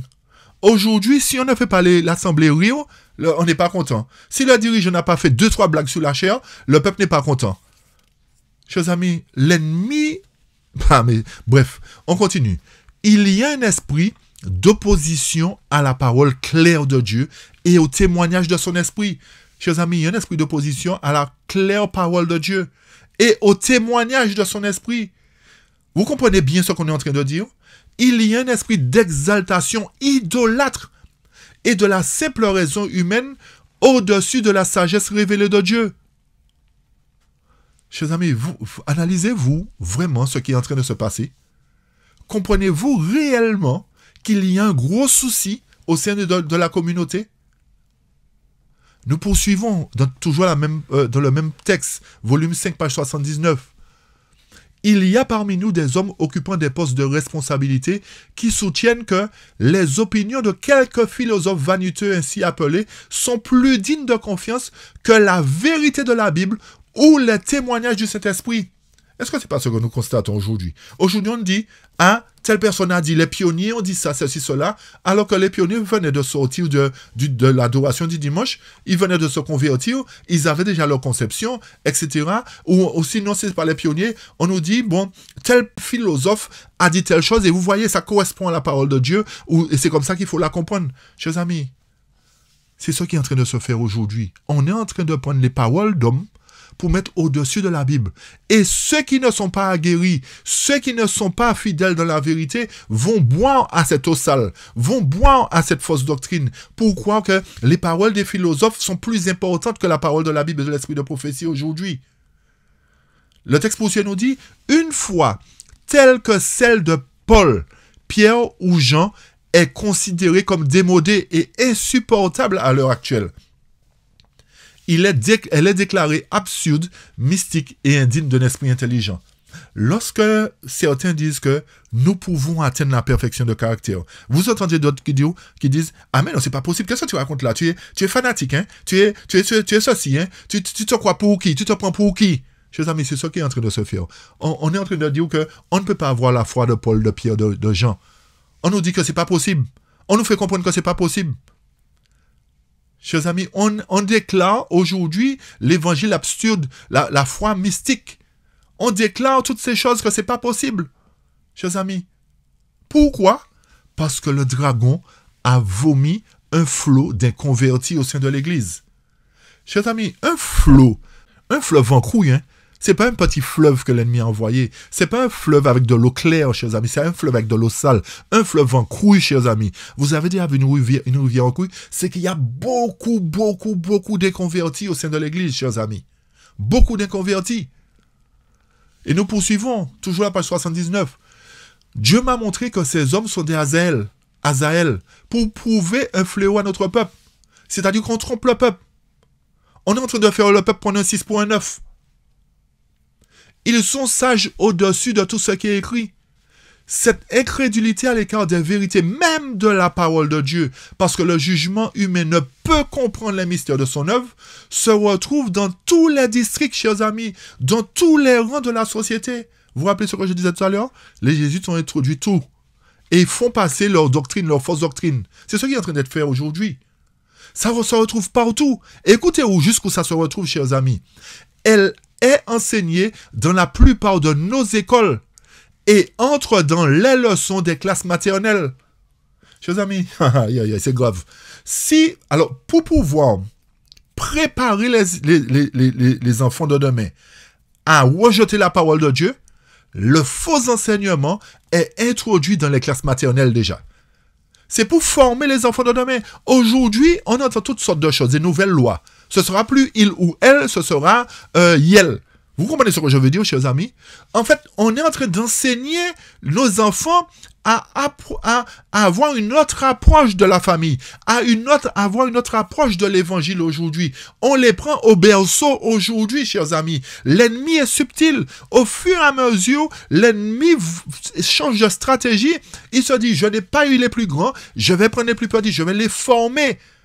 Et quand ils deviendront grands, ils vont accomplir ma volonté. Chers amis, si l'ennemi touche les leçons des classes maternelles, ce n'est pas les classes des adultes qui ne va pas atteindre. Hein? Puisque nous voyons des erreurs à travers les questionnaires, nous voyons des hérésies à travers les questionnaires de l'école du sabbat, chers amis. Et remarquez bien que les leçons de l'école du sabbat sont répétitifs. C'est les mêmes choses pendant des années. C'est les mêmes leçons pendant des années. Comme s'il n'y avait que ça dans la Bible, chers amis. Mais réveillez-vous, peuple de Dieu. Ouvrez vos yeux. Il doit y avoir un réveil, un vrai réveil au sein de l'Église, chers amis. Il doit y avoir un vrai réveil. Réveillez-vous. Le monde se révolte parce que la loi que nous fait subir le gouvernement ne leur plaît pas. Nous qui sommes peuple de Dieu, nous acceptons toutes sortes de choses qui n'est pas la vérité et nous gardons la bouche fermée. Chers amis, la chaîne YouTube, la vérité pour notre temps, est là pour dénoncer l'hérésie, est là pour dire la vérité au nom de Jésus-Christ. Et quoi qu'il advienne, quoi qu'il se passe, l'Éternel aura le dernier mot parce que nous voulons marcher selon ce que dit la parole, chers amis. La fin du paragraphe nous dit, des milliers de personnes qui font profession d'être chrétiennes, prêtent attention aux esprits de mensonge. Partout, l'esprit des ténèbres sous l'apparence de la religion vous confrontera. Partout, chers amis, l'esprit des ténèbres sous l'apparence de la religion vous confrontera. Le temps vient où vous serez confrontés, chers amis. Le temps vient où vous aurez à choisir si vous faites provision d'huile ou pas. Le temps vient où lorsque le maître des noces viendra, il vous dira, je ne vous ai jamais connu. Pourtant, vous lui direz, mais Seigneur, nous étions anciens pour toi. Nous étions diacres pour toi, nous étions chantres pour toi, nous étions techniciens pour toi. Mais l'Éternel vous dit, mais je ne vous demandais pas ça. Je ne vous demandais simplement d'acquérir la parole, de faire provision d'huile, de faire provision de ma doctrine. Vous avez rejeté ma parole. Qu'est-ce que je peux faire pour vous aujourd'hui? Je ne vous demandais pas d'avoir des fonctions à l'église. Je ne vous demandais simplement de mettre en pratique ma parole, d'accepter la vérité supplémentaire, le message de l'autre ange, le message du jugement des vivants, le message du scellement. Vous avez rejeté tout ça parce que vous avez entendu dire qu'il ne faut pas écouter ceci, qu'il ne faut pas écouter cela. Chers amis, le temps vient où vous tous, où nous tous, nous serons confrontés à ce genre de choses. L'Éternel va nous confondre parce que nous avons rejeté sa vérité, parce que nous avons écouté les hommes plus que Dieu, chers amis. Et l'Éternel nous dit dans Isaïe 66, comment il va faire encore? Il nous dit dans Isaïe 66, versets 15 à 21, car voici, le Seigneur viendra avec le feu et avec ses chariots comme un tourbillon pour faire quoi? Pour rendre sa colère avec fureur et sa réprimande avec des flammes de feu. Cette venue n'est pas encore la venue de Jésus non plus, chers amis, sur les nuées des cieux, mais une venue dans son temple. Dans son temple. C'est la même chose qu'Ézéchiel 9, c'est la même chose que Malachie. Le verset 16 nous dit, car par le feu et par son épée, le Seigneur plaidera avec toute chair. Et les tués du Seigneur seront en grand nombre. Chers amis, c'est l'Éternel qui va tuer. Les tués du Seigneur seront en grand nombre. Pourquoi? Parce que par le feu et par son épée, le Seigneur va plaider avec toute chair. Il va nous confronter, chers amis. Il va nous confronter à travers sa parole, avec sa parole. Et l'esprit de purification va tomber sur le peuple. Et le texte nous dit, ceux qui se sanctifient et se purifient dans les jardins derrière un arbre au milieu, mangeant de la chair de pourceau, de l'abomination et des souris, seront consumés ensemble, dit le Seigneur. Qu'est-ce que l'Éternel est en train de nous dire là, chers amis? L'Éternel est en train de nous dire que beaucoup vont à l'église, vont suivre un dirigeant. L'arbre représente le dirigeant. Rappelez-vous dans Daniel chapitre 2, chers amis. L'arbre représentait Nebuchadnezzar. L'Éternel lui a dit que tu es un dirigeant, tu es un arbre. Ok? Donc, à travers la prophétie, nous devons comprendre que ceux qui se sanctifient, chers amis, si vous vous sanctifiez, c'est que vous êtes dans un corps religieux. Ok? Si vous vous purifiez, c'est que vous êtes dans un corps religieux. Quand nous chantons dans le jardin où j'aime entrer dans les heures de l'aurore, c'est quoi? Nous entrons dans l'église de Dieu, dans la communauté de croyants. Donc, ceux qui se sanctifient, qui se purifient dans les jardins derrière un arbre au milieu, ils font quoi? Ils pensent qu'ils se sanctifient. Ils pensent qu'ils se purifient. Ils suivent un dirigeant. Mais qu'est-ce qu'ils font? L'Éternel est en train de montrer qu'ils mangent de la chair de pourceau. Chers amis, l'Éternel n'a pas dit que c'est de l'abomination. Ils mangent de la chair de pourceau et de l'abomination des souris. Ces gens-là seront consumés. C'est-à-dire des gens qui sont là. Ils prennent la place. Ils occupent la place. D'accord? Dans l'église. Ils sont là. Ce sont des infidèles. Ils suivent l'homme. Ils suivent leur dirigeant, qui n'est même pas converti, et ils mangent de l'abomination, ils se nourrissent de l'abomination. Chers amis, ce n'est pas une nourriture physique seulement, hein. C'est une nourriture spirituelle. Ils se nourrissent de fausse nourriture, c'est ce que ça veut dire, chers amis. Non seulement nous mangeons n'importe quel aliment physique, mais nous mangeons aussi n'importe quel aliment spirituel. C'est pour cette raison que le texte nous dit, ce sont ceux qui se purifient, qui se sanctifient derrière un arbre dans les jardins, qui mangent la chair de pourceau, des souris d'abomination, qui seront consumés, chers amis. Ils seront consumés. Vous comprenez ça? Ça veut dire qu'ils seront éliminés. Vous voyez encore une autre facette de la purification, chers amis? Quand nous parlons du jugement des vivants, ce n'est pas par hasard. Pourquoi l'Église n'enseigne pas le jugement des vivants? Parce qu'il y a des inconvertis. Mais ceux qui ont décidé de ne plus être des inconvertis sont dans l'obligation de prêcher la vérité. Verset 18 nous dit quoi? Car je connais leurs œuvres et leurs pensées, leurs œuvres de qui? De ceux qui se sanctifient, se purifient, c'est-à-dire ceux qui pensent qu'ils sont dans le plan de Dieu, ceux qui pensent qu'ils suivent la vérité alors qu'ils ne sont pas dans la vérité, ceux qui suivent les dirigeants. L'Éternel dit, je connais leurs œuvres et leurs pensées. Et qu'est-ce qu'il va faire? Il arrivera que je rassemblerai toutes les nations et les langues, et elles viendront et verront ma gloire. Chers amis, l'Éternel est en train de nous dire quoi? L'Éternel est en train de nous dire, je vais montrer au monde que je suis le vrai Dieu. Je vais montrer au monde que c'est moi qui dirige les choses. Je vais montrer au monde que ma gloire va resplendir à travers ce peuple-là, à travers mon peuple. Je vais montrer ça au monde. C'est ce que l'Éternel est en train de dire là, oui? C'est ce que l'Éternel est en train de dire là, chers amis. L'Éternel dit, il arrivera que je rassemblerai toutes les nations et les langues. Elles viendront et feront ma gloire. À quel moment? Lors du grand cri, chers amis. Les nations vont entendre parler de la vérité. Et qu'est-ce que le verset 19 nous dit? Et je mettrai un signe parmi eux. Et j'enverrai ceux d'entre eux qui se seront échappés. Échappés de quoi, chers amis? Du massacre. De ce que l'Éternel a purifié au verset 16. Vous me suivez? Je vais envoyer ceux qui ont échappé du massacre, ceux que je vais garder dans la salle de noces. Je vais les envoyer vers quoi? Vers les nations. à Tarsis, à Poula-Loud, à Toubal, à Javan, aux îles éloignées qui ont fait quoi? Qui n'ont jamais entendu parler de mon nom, chers amis, et n'ont pas vu ma gloire. Et qu'est-ce qu'ils vont faire? Ils déclareront ma gloire parmi les gentils. Alors vous voyez bien que l'Éternel va envoyer ceux qui ont échappé du massacre, les rescapés, vers quoi? Vers quoi? Vers les gentils. Vers les gentils, chers amis. Pas vers la maison d'Israël cette fois-ci. Vers les gentils. Et ils vont déclarer la gloire de l'Éternel parmi les gentils. À quel moment ça va se faire? Lors du grand cri. Lorsque les 144 000 iront vers la grande foule, chers amis. Et le verset 20 nous dit, et ils amèneront tous vos frères. Le il là, c'est qui? Ceux qui ont échappé au massacre. Ceux qui ont échappé. Ceux qui ont tenu ferme. Ceux qui ont été scellés. Ils amèneront tous vos frères d'entre toutes les nations, chers amis. Pas dans toute l'église, dans toutes les nations. Pourquoi? Pour une offrande au Seigneur. Sur quoi? Sur des chevaux, des chariots, des litières, des mulets, des bêtes rapides. À ma montagne, alors aujourd'hui, c'est des avions, c'est des bateaux, c'est des voitures. Hein. C'est pas des chevaux, etc., etc. Hein. D'accord? Vous avez bien compris ça. Mais dans le temps, les hommes de Dieu ont écrit avec les mots qu'ils avaient. D'accord? Aujourd'hui, on a toutes sortes de choses modernes qui font que l'Éternel va ramener tous ces gens-là dans le lieu qu'il a préparé. OK?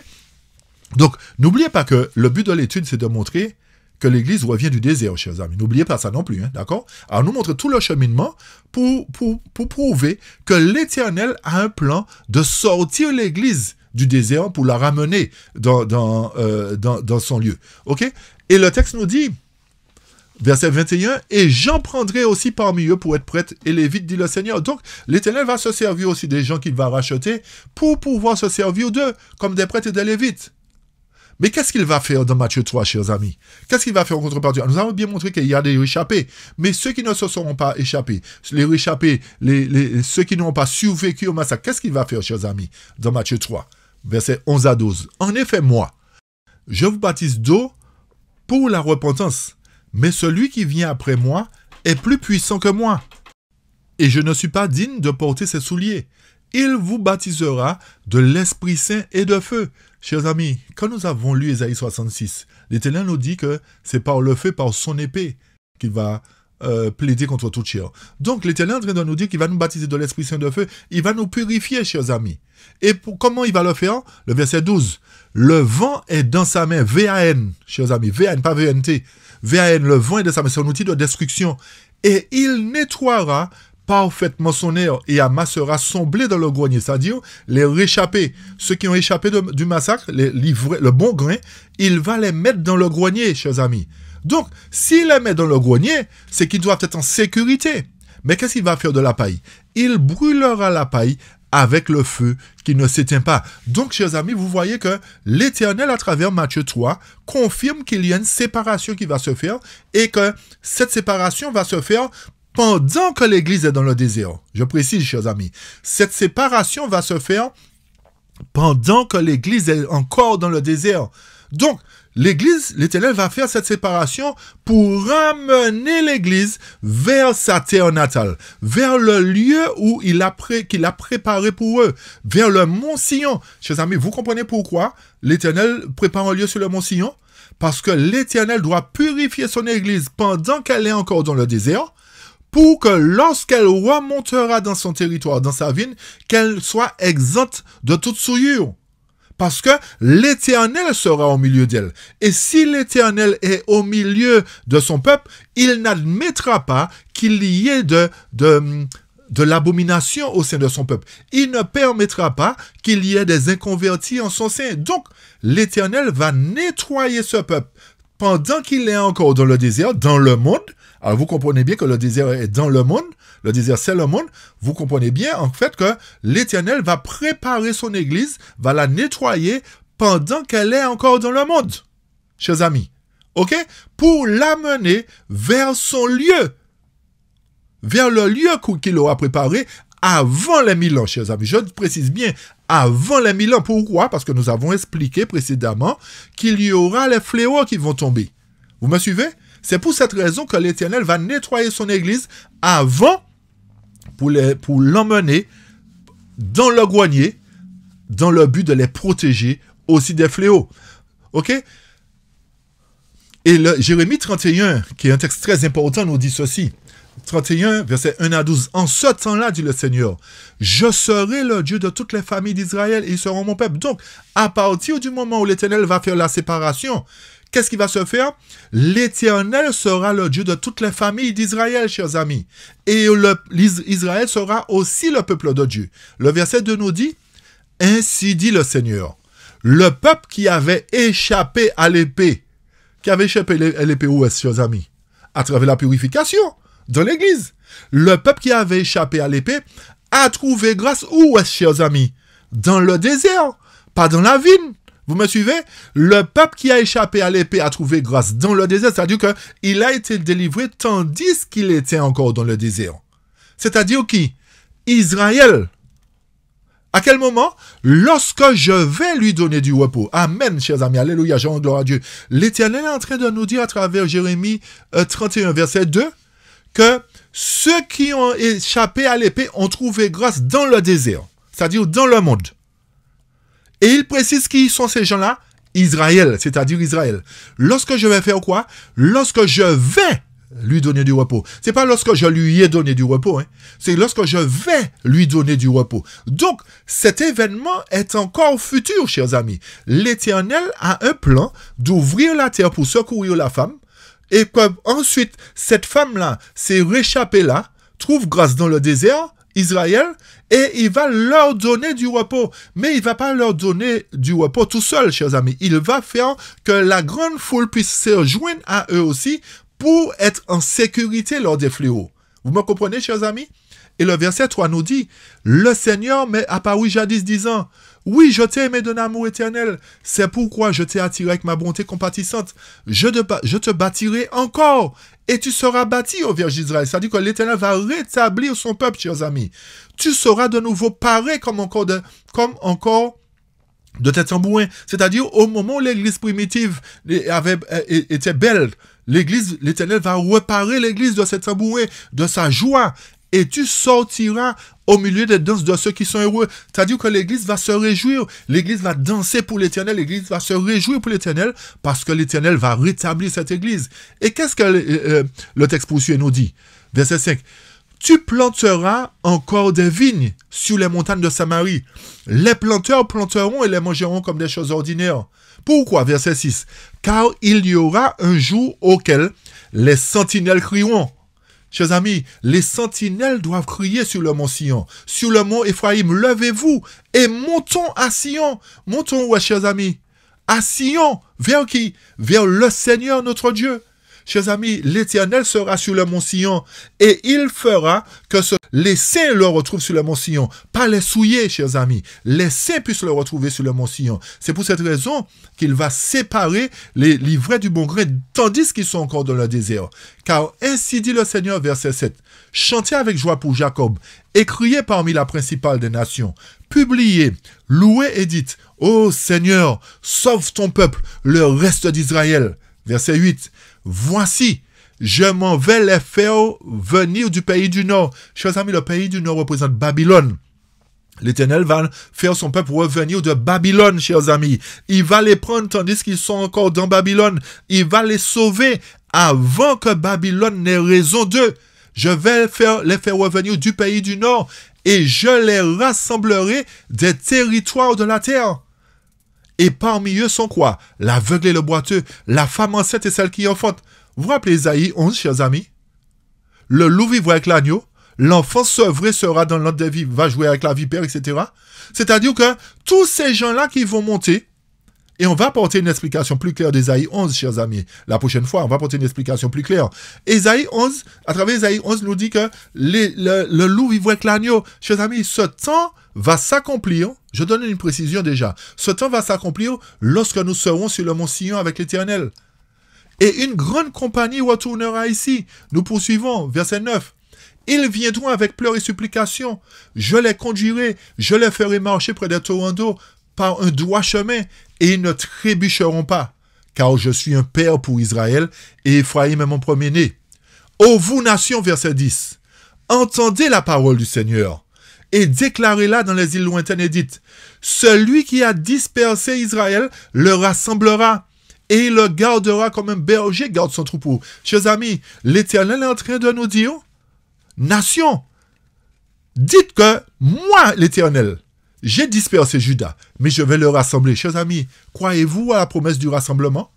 Croyez-vous que l'Éternel va accomplir ce qu'il a dit? Moi, je le crois. Je crois que la parole de l'Éternel ne retournera pas à lui sans effet. Le verset 11 nous dit, car le Seigneur a racheté Jacob. Il a rançonné de la main de celui qui était plus fort que lui. Chers amis, Jacob, les 12 tribus, c'est le père des 12 tribus. C'est pourquoi, verset 12, ils viendront et chanteront sur les hauteurs de Sion. Où est-ce qu'ils chanteront, chers amis? Sur les hauteurs de Sion. Et afflueront vers la bonté du Seigneur, au blé, au vin, à l'huile, et vers les petits du gros et du menu bétail. Et leur âme sera quoi? Un jardin arrosé. Ils ne seront plus jamais tristes. Chers amis, à quel moment? Lorsque nous serons sur le mont Sion, nous serons comme un jardin arrosé. Le lieu sera comme un jardin arrosé. Nous ne serons plus tristes. Aujourd'hui, nous sommes tristes. Nous sommes malheureux parce que le système nous opprime, parce que nous ne sommes pas bien à travers ce système. Mais l'Éternel nous dit qu'il va nous délivrer alors que nous sommes encore dans ce système. Il va nous prendre du système pour nous délivrer alors que nous sommes encore dans le désert, chers amis. Et nous poursuivons dans Isaïe chapitre 2, qui nous dit ceci. Il arrivera dans les derniers jours que la montagne du Seigneur sera établie sur le sommet des montagnes et sera élevée au-dessus des collines et toutes les nations y afflueront. C'est-à-dire que le peuple de Dieu sera premièrement sous le mont Sion avec lui. Et lorsque ce peuple proclamera l'évangile, chers amis, les nations qui entendront ce message afflueront aussi vers le mont Sion, afflueront vers l'église de Dieu, vers la maison de Dieu. Et verset 3 nous dit, et beaucoup de peuples viendront et diront, venez et montons à la maison du Seigneur, à la maison du Dieu de Jacob. Pourquoi faire? Il nous instruira de ses chemins et nous marcherons dans ses sentiers. Car la loi sortira de Sion et la parole du Seigneur de Jérusalem. Parce que nous en aurons assez du système de Babylone. Nous en aurons assez de boire à la coupe de Babylone. Nous voulons boire maintenant à la coupe de l'Éternel. Car la loi sortira de Sion, chers amis. L'Éternel va donner à boire de l'eau pure au peuple, aux nations. Et le verset 4 nous dit, et il jugera parmi les nations. Et il réprimandera beaucoup de peuples. Et ils forgeront de leur épée des charrues et de leur lance des serpes. Une nation ne lèvera plus l'épée contre l'autre.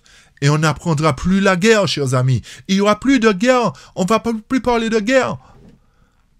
D'accord, chers amis? L'Éternel nous montre qu'il a un plan pour nous. Et dans Zacharie 12, il nous dit quoi? En ce jour-là, Zacharie 12, verset 6, en ce jour-là, je ferai des gouverneurs de Juda comme un foyer de feu parmi du bois, comme une torche de feu dans une gerbe. Et qu'est-ce qu'ils vont faire? Ils dévoreront tous les peuples d'alentour à main droite et à main gauche. Et Jérusalem sera encore habité à sa place. C'est-à-dire que l'Éternel va rétablir son peuple dans son territoire. Il va l'emmener loin du désert et le ramener dans la ville, chers amis. Et Jérusalem sera encore habité à sa place. Savoir à Jérusalem. Verset 7.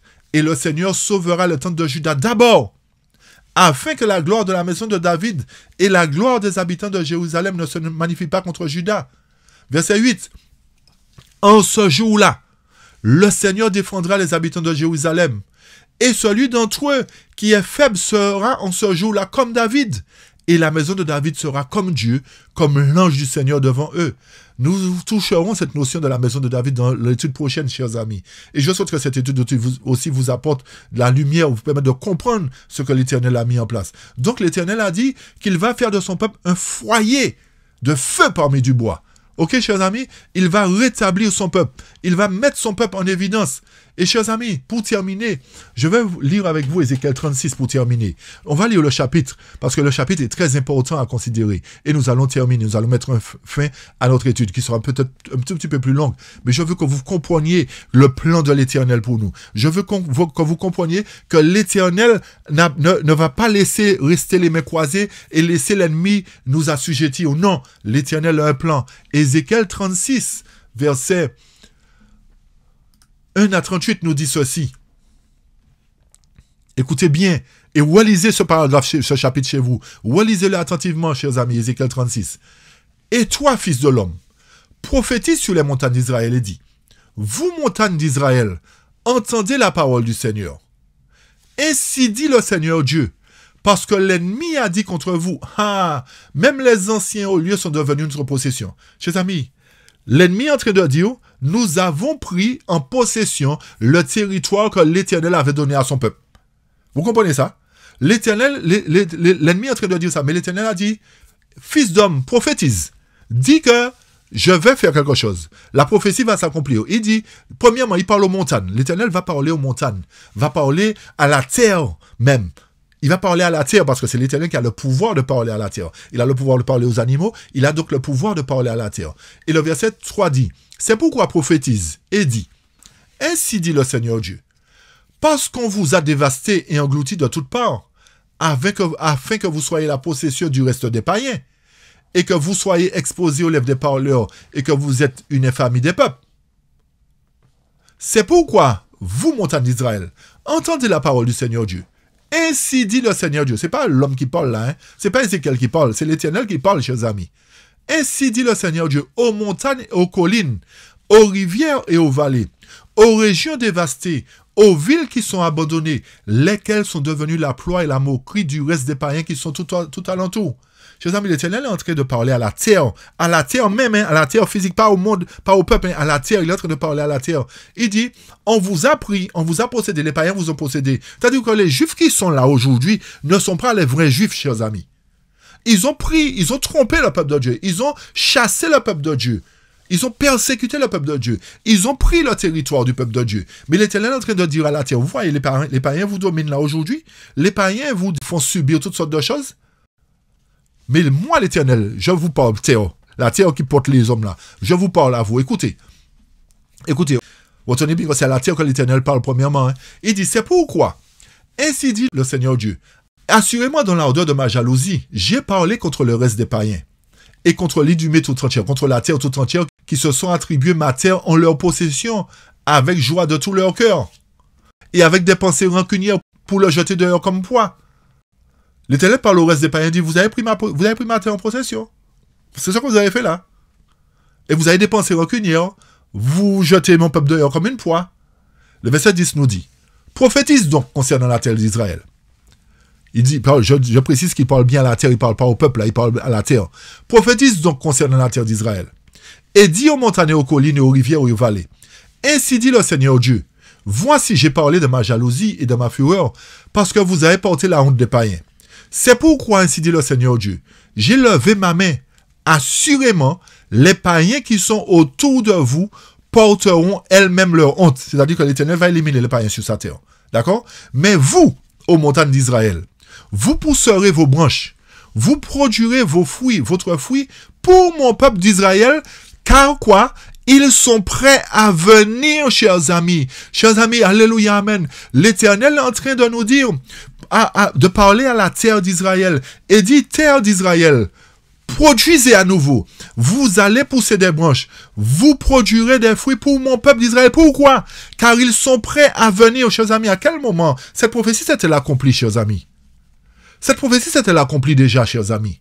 Réfléchissez bien avant de donner la réponse. Cette prophétie ne s'est pas encore accomplie, chers amis. Vous allez comprendre pourquoi tout à l'heure. Elle n'est pas encore accomplie, mais elle va s'accomplir. Le peuple de Dieu va retrouver le territoire comme c'était auparavant. Comme Josué l'avait vu auparavant. L'Éternel a promis qu'il va parler à la terre d'Israël, qu'il va demander à la terre de reproduire des fruits pour son peuple, car son peuple est prêt de revenir où est-ce, chers amis? Sur le mont Sion. Chers amis, peut-être que c'est nouveau ce qu'on vous dit. Mais la Bible n'est pas nouvelle, chers amis. La parole de Dieu n'est pas nouvelle. Ça fait des années que c'est écrit là, dans Ézéchiel 36. Cela fait des années, et depuis des années, cela n'est pas prêché. Mais aujourd'hui, l'Éternel nous permet de comprendre Ézéchiel 36. Et le verset 9 nous dit, chers amis, le verset 9 nous dit, « Car voici, je viens à vous, c'est-à-dire à la terre, je me tournerai vers vous, et vous serez labourés et ensemencés. » Vous comprenez, chers amis, que c'est à la terre que l'Éternel parle. L'Éternel est en train de parler, comme il a fait au début de la création, il a dit que telle chose soit faite et que la chose s'est réalisée. L'Éternel va dire à la terre, vous allez pousser, parce que c'est moi l'Éternel qui parle. C'est moi qui vais prendre les choses en main. Et le verset 10 nous dit, et je multiplierai sur vous les hommes. Le vous là, c'est qui? La terre, chers amis. Je multiplierai sur vous les hommes, c'est-à-dire qui? Toute la maison d'Israël, chers amis. Les 12 tribus, toute la maison d'Israël, à savoir quoi? Toute entière. Chers amis, la maison d'Israël, à savoir toute entière. L'Éternel confirme que c'est bien toute la maison d'Israël qui sera là. La maison d'Israël toute entière. Et les villes seront habitées et les régions désertées seront rebâties. Chers amis, qui c'est qui va faire ça? C'est l'Éternel, parce qu'il va parler à la terre. Il va dire à la terre, je vous donne l'ordre de faire ceci. C'est-à-dire que l'Éternel a pouvoir sur toutes choses. Et l'Éternel nous dit au verset 11, « Et je multiplierai sur vous hommes et bêtes, et ils se multiplieront et fructifieront, c'est-à-dire la grande foule viendra, et je vous établirai comme vous l'étiez autrefois. » Chers amis, cette prophétie s'est déjà accomplie. Le texte nous dit que « Je vous établirai comme vous l'étiez autrefois, chers amis. » Lorsque Josué et Caleb sont entrés dans la terre promise, ils ont bénéficié un moment, mais ils ont été chassés par la suite. Ils ont perdu leur territoire. L'Éternel a conduit l'Église dans le désert. Mais l'Éternel dit, je vais vous sortir du désert et vous ramener. Je vais vous établir comme vous l'étiez autrefois. Et je ferai plus de bien qu'à votre commencement. Chers amis, encore une fois, est-ce que ça s'est accompli? À quel moment l'Éternel nous a fait plus de bien qu'au commencement? Non, pas encore. Cela est dans l'avenir. Chers amis, croyez-vous en la parole de Dieu? Avez-vous foi en la Bible? Et à partir du moment où l'Éternel fera plus de bien qu'à notre commencement, nous fera plus de bien qu'à notre commencement, le texte nous dit, et vous saurez que je suis le Seigneur. Vous saurez que je suis le Seigneur à ce moment-là. Verset 12. Et je ferai marcher sur vous des hommes, à savoir mon peuple d'Israël. Chers amis, l'Éternel est en train de dire à la terre d'Israël qui est là, qui est en train de subir la marche des païens, de subir les bombes des païens, de subir de subir toutes sortes de choses. L'Éternel dit, je ferai marcher sur vous des hommes. Quels hommes, chers amis? À savoir mon peuple Israël. C'est-à-dire que l'Éternel, à travers Ézéchiel 36, promet de ramener son peuple sur son propre territoire que les païens ont possédé, que les païens ont pris par usurpation, par tromperie, par persécution. L'Éternel est en train de dire à son peuple, dans le futur, je vais vous ramener. Vous comprenez, chers amis? Je ferai marcher sur vous des hommes, à savoir qui? Mon peuple d'Israël, chers amis. Mon peuple d'Israël. Et ils te posséderont. Et tu seras leur héritage. Et tu ne les priveras plus d'hommes. C'est-à-dire que l'Éternel sera là pour protéger son peuple. Et verset 13 nous dit, ainsi dit le Seigneur Dieu. Vous voyez, c'est toujours le Seigneur Dieu qui parle. Parce qu'on vous dit, toi, terre, dévore des hommes et tu as privé tes nations. Tous les morts qui sont là aujourd'hui, c'est ça que ça veut dire. Toi, tu dévores des hommes. C'est-à-dire, en les enterre-les. Dévore des hommes, c'est ça que ça veut dire. Tu as privé tes nations. C'est pourquoi tu ne dévoreras plus les hommes. Personne ne va mourir, chers amis. C'est ce que ça veut dire. Personne ne va mourir à ce moment-là. La terre ne va plus prendre les hommes. La terre, on ne va plus enterrer les hommes parce que le peuple de Dieu ne va plus mourir. Et tu ne priveras plus non plus tes nations, dit le Seigneur Dieu. C'est-à-dire que le lieu où l'Éternel sera un lieu où les hommes ne vont pas mourir. Cela s'accomplit avant les 1000 ans, chers amis. N'oubliez pas que cela s'accomplit avant les 1000 ans. L'Éternel parle à la terre. N'oubliez pas que ce n'est pas la Sainte Cité, chers amis. Parce que la Sainte Cité est déjà préparée pour nous, chers amis. Tandis que là, l'Éternel dit qu'il va préparer, qu'il va parler à la terre. L'Éternel n'aura pas besoin de parler à la nouvelle terre parce qu'elle sera restaurée déjà après la seconde venue de Jésus, après les 1000 ans. La terre sera renouvelée. Mais là, chers amis, la terre n'est pas encore renouvelée. Mais le lieu que l'Éternel préparera, c'est-à-dire Jérusalem, le lieu stratégique où sera l'Éternel sur le mont Sion, l'Éternel va permettre que ce soit un lieu propice où le peuple ne va pas subir la faim, où le peuple ne va pas subir la tribulation, où le peuple ne va pas subir la persécution, chers amis. Le verset 15 nous dit, « Je ferai aussi que l'on n'entende plus en toi la honte des païens. Tu ne porteras plus non plus l'opprobre des peuples. Et tu ne feras plus non plus d'échouer à tes nations, dit le Seigneur Dieu. » De nouveau, la parole du Seigneur vient à moi disant, « Fils d'homme, verset 17, Lorsque la maison d'Israël demeurait dans sa propre terre, chers amis, lorsque la maison d'Israël demeurait dans sa propre terre, qu'est-ce qui s'est passé? Ils l'ont souillé. Vous me suivez? Ils l'ont souillé par leur chemin, par leur conduite, c'est-à-dire par leur conduite et par leurs actions. Leur chemin a été devant moi comme la souillure d'une femme séparée. C'est pourquoi, verset 18, j'ai répandu ma fureur sur eux, à cause du sang qu'ils ont versé sur le pays, et parce qu'ils l'ont souillé par leurs idoles, verset 19, et je les ai dispersés parmi les païens, et ils ont été éparpillés dans les pays. Je les ai jugés selon leur chemin, selon leur conduite et leur action. Verset 20. Et lorsqu'ils entrèrent chez les païens où ils étaient venus, ils ont profané mon Saint-Nom. Lorsqu'on a dit de ceux-ci sont le peuple du Seigneur, ils sont sortis de son pays. Hein. C'est ce que le texte dit. Le texte est en train de nous dire qu'aujourd'hui, alors que nous sommes dans le monde, nous sommes en train de déshonorer Dieu. Et les païens vont dire quoi? Ceux-ci sont le peuple du Seigneur, et ils sont sortis dans ce pays-là. C'est là qu'ils sont sortis. Vous comprenez, chers amis? Donc, l'Éternel nous montre que ce pays-là, justement, d'où est sorti son peuple, il va le retrouver, en fait. Il va le retrouver. Et verset 21 nous dit, « Mais j'ai eu égard à mon Saint-Nom, que la maison d'Israël a profané parmi les païens où ils étaient venus. C'est pourquoi, verset 22, dis à la maison d'Israël, parle à mon peuple maintenant, ne parle plus à la terre, parle à mon peuple maintenant. Ainsi dit le Seigneur Dieu. Je ne le fais pas à cause de vous, ô maison d'Israël. Je ne le fais pas à cause de vous, mon peuple-là. Je ne fais pas ça à cause de vous, mais à cause de mon Saint-Nom, lequel vous avez profané parmi les païens, vous êtes venus. Chers amis, ceci a déjà trouvé son accomplissement? Ézéchiel 36 a déjà trouvé son accomplissement? Non. C'est après les 1000 ans, là? Non, chers amis. D'accord? Verset 23, nous poursuivons. Le verset 23 nous dit, « Et je sanctifierai mon grand nom, lequel a été profané parmi les païens, lequel vous avez profané au milieu d'elle. Et les païens sauront que je suis le Seigneur, dit le Seigneur Dieu, quand je serai sanctifié en vous devant leurs yeux. » Vous comprenez, chers amis, ce que l'Éternel est en train de nous dire à travers Ézéchiel? L'Éternel est en train de nous montrer toute la restauration qu'il va faire pour son peuple. Et il va faire que son peuple soit restauré et que son nom soit restauré, chers amis, à travers le peuple qu'il aura choisi pour envoyer vers les païens. Et à partir du moment que les païens entendront le peuple de Dieu, ils sauront que l'Éternel est Dieu. Ils ne diront plus « je suis athée ». Ils ne diront plus que l'Éternel n'existe pas. Ils ne diront plus que c'est Bouddha, que c'est Krishna. Mais ils diront que le Seigneur est Dieu. Verset 24. « Car je vous prendrai d'entre les païens. Je vous prendrai du désert, chers amis. D'entre les païens, c'est dans le monde, dans les pays du Nord. Je vous prendrai d'entre les païens et je vous rassemblerai de tous les pays et vous ramènerai dans votre terre, chers amis. L'Éternel, au verset 24, nous dit qu'il va nous prendre d'entre les païens. Il va nous prendre pendant que nous sommes dans le désert et il va nous rassembler de tous les pays. Et va faire quoi? Va nous ramener dans notre terre, chers amis. Est-ce que cette parole s'est accomplie? Non, chers amis. Croyez-vous que la parole va s'accomplir? Avez-vous la foi que cette parole va s'accomplir, chers amis? Cette parole s'accomplira certainement parce qu'elle n'a pas encore trouvé son accomplissement. Elle ne s'est pas encore réalisée. Et verset 25, chers amis, n'oubliez pas, avant le verset 25, n'oubliez pas, chers amis, l'Éternel va nous ramener, va nous prendre d'entre les païens pour ramener dans notre terre. Où avait-il promis à Abraham et ses enfants d'habiter?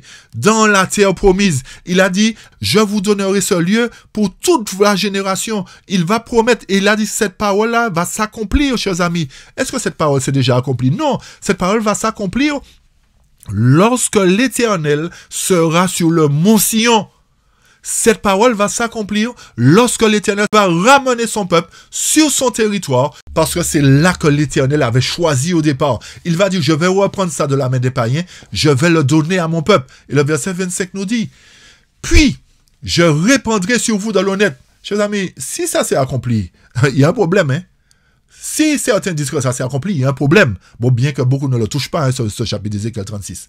Le verset 25 nous dit, puis je répandrai sur vous de l'honnête. Vous serez nettoyés, et je vous nettoierai de toutes vos souillures, de toutes vos idoles. Vous vous rappelez ce que je disais au départ? L'Éternel va purifier. Une source sera ouverte à nouveau pour le peuple de Dieu, pour ôter la boue et la fange, pour ôter le déshonneur, les traces que le péché a laissées. L'ennemi, l'Éternel va nettoyer ça. Le verset 26 nous dit, je vous donnerai un cœur nouveau, et je mettrai au-dedans de vous un esprit nouveau. J'ôterai de votre chair le cœur de pierre et je vous donnerai un cœur de chair. Chers amis, en fait, on est en train d'utiliser à chaque fois le verset 26 et on laisse tout le reste du chapitre, on le met aux oubliettes et on utilise seulement le verset 26, 27 et c'est tout. Et on n'apprend pas les autres versets. Comme si les autres versets n'étaient pas importants, chers amis. Le verset 26 nous dit que lorsqu'il va répondre sur nous de l'honnête, lorsque nous serons nettoyés, qu'est-ce qu'il va faire? Il va nous donner un cœur nouveau, chers amis. À quel moment il va le faire? Lorsqu'il va nous purifier.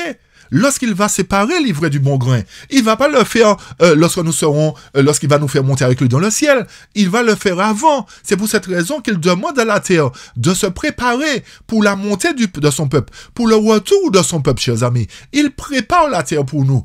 Et lorsqu'il prépare la terre pour nous, il va aussi nous purifier. Et à ce moment-là, l'esprit nouveau sera en nous. Notre cœur sera un cœur de chair. Et le verset 27 nous dit: et je mettrai en vous mon esprit, et je ferai que vous marchiez dans mes statuts, et que vous gardiez mes jugements, et les ferai. C'est-à-dire qu'à ce moment-là, vous n'avez pas dérogé à la règle. Vous allez faire ce que je vous ai dit de faire, parce que c'est moi l'Éternel, et que vous marcherez dans l'obéissance. Verset 28. Et vous demeurerez dans le pays que j'ai donné à vos pères, et vous serez mon peuple, et je serai votre Dieu. Chers amis, amen, alléluia. L'Éternel a promis et l'Éternel accomplira. Chers amis, l'Éternel a dit que nous demeurerons dans le pays qu'il a donné à nos pères. Quel pays? La Canaan, chers amis. Et vous serez mon peuple et je serai votre Dieu. Chers amis, l'Éternel promet et il va l'accomplir. Verset 29. Et je vous délivrerai de toutes vos souillures, et j'appellerai le grain, et je le multiplierai, je ne vous enverrai pas la famine. Et je multiplierai le fruit des arbres et le produit des champs, afin que vous ne portiez plus l'opprobre de la famine parmi les païens. Vous vous souviendrez alors de vos mauvais chemins, et de vos actions qui n'étaient pas bonnes, et vous détesterez en vous-même vos iniquités et vos abominations. Verset 32. Je ne le fais pas à cause de vous, encore une fois, il dit la parole, dit le Seigneur Dieu. Sachez-le. Soyez honteux et déconcertés à cause de vos mauvais chemins aux maisons d'Israël. Verset 33. Ainsi dit le Seigneur Dieu, au jour où je vous aurai nettoyé de vos iniquités, qu'est-ce qu'il va faire? Je vous ferai demeurer dans vos villes et les régions désertées seront rebâties. Chers amis, c'est pour cette raison que l'Éternel a parlé à la terre d'abord. Il a parlé à la terre, il prépare le lieu pour nous. Lorsque l'Éternel nous aura nettoyés de toutes nos iniquités, il nous fera demeurer, où est-ce? Dans nos villes, et les régions désertées seront rebâties. Et verset 34, écoutez, chers amis, écoutez, verset 34 et 35, écoutez, verset 34 et 35. Et la terre ravagée sera labourée, sera ravagée à quel moment? Avant que l'Éternel ne se lève. Il y aura la guerre à Jérusalem. Il y aura des choses qui vont se passer à Jérusalem. Les hommes qui étaient là ont massacré la terre, ont ravagé la terre. Le texte nous dit, et la terre ravagée sera labourée, tandis qu'elle était ravagée aux yeux de tous les passants. Chers amis, alors que le monde regardait la terre ravagée, l'Éternel dit, cette terre-là, je vais la labourer à nouveau. Écoutez le verset 35, chers amis. Écoutez le verset 35. Et ils diront, c'est-à-dire les gens du monde, cette terre qui était ravagée est devenue comme le jardin d'Éden. Amen, alléluia. Et ces villes désertes, ravagées, et ruinés, sont fortifiés, habités. Chers amis, l'Éternel est en train de nous dire que la terre qu'il va préparer pour nous, pour que son peuple soit avec lui sur le mont Sion, sera comme le jardin d'Éden, chers amis. Cette terre sera comme le jardin d'Éden. Il va restaurer, il va rétablir les villes ravagées, il va rétablir toutes choses. Et pour terminer, chers amis, le verset 38 nous dit ceci, 36 à 38 nous dit ceci. Et les païens qui seront demeurés autour de vous sauront que moi, le Seigneur, j'ai rebâti les lieux détruits. Chers amis, est-ce que c'est l'Éternel qui a parlé? Est-ce que l'Éternel est un homme? Ou est-ce qu'il est Dieu, chers amis? Le verset 36 nous dit, les païens qui seront demeurés autour de vous sauront que moi, le Seigneur, j'ai rebâti les lieux détruits et planté ce qui était ravagé. Moi, le Seigneur, j'ai parlé et le ferai.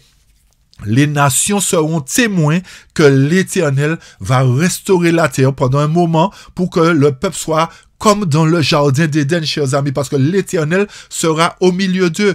La présence de l'Éternel sera au milieu d'eux. Chers amis, l'Éternel n'est pas un homme pour mentir. L'Éternel a dit, et cela se fera. Il a dit, moi, le Seigneur, j'ai parlé et je le ferai. Chers amis, avez-vous la foi en la parole de Dieu?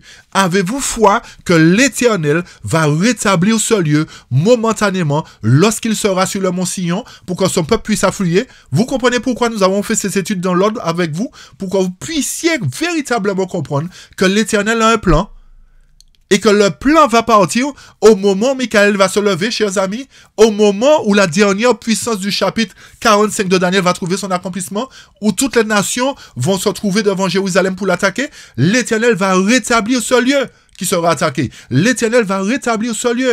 Et le verset, il dit, moi le Seigneur, j'ai parlé, le ferai. Et le verset 37 et 38 pour terminer nous dit, ainsi dit le Seigneur Dieu, encore me laisserai-je enquérir de ceci par la maison d'Israël?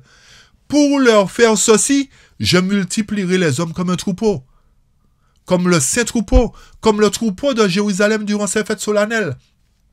Ainsi, les villes désertes seront remplies de troupeaux d'hommes, et ils sauront que je suis le Seigneur. Fin de citation. Chers amis, je rends gloire à l'Éternel pour Ézéchiel 36. Je rends gloire à l'Éternel pour toute sa parole qu'il a mis à notre portée.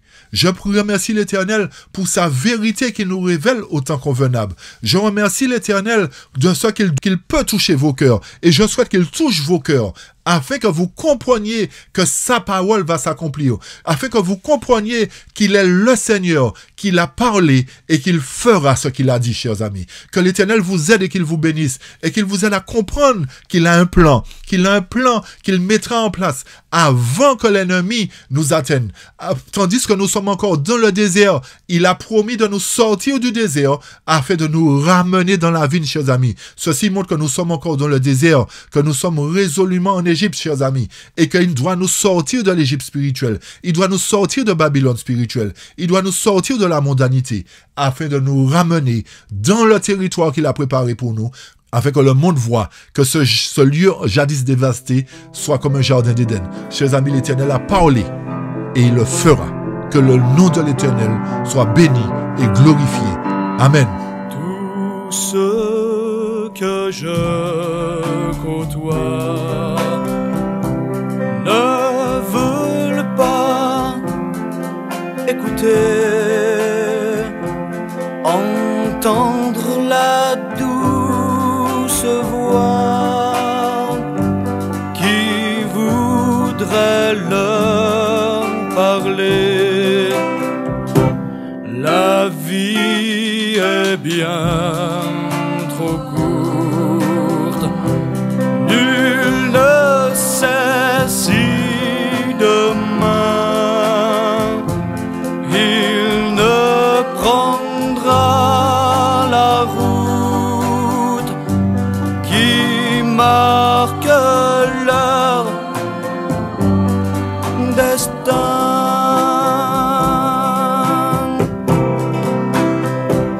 Épargne-les, Seigneur, épargne-les.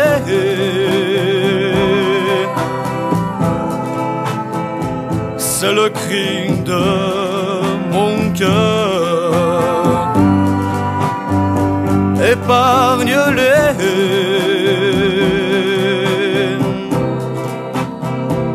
épargne-les, mon Dieu. Épargne-les.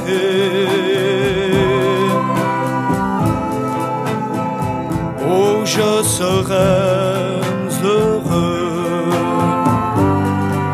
de les voir aux cieux.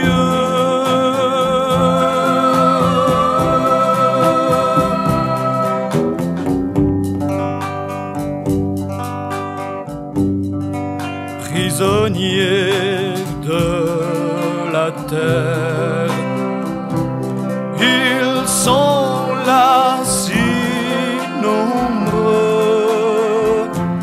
Le péché ils préfèrent à la bonté. de Dieu.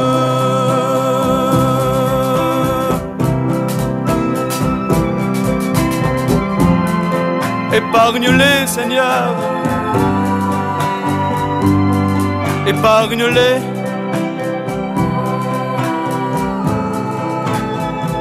C'est le cri de mon cœur. Épargne-les,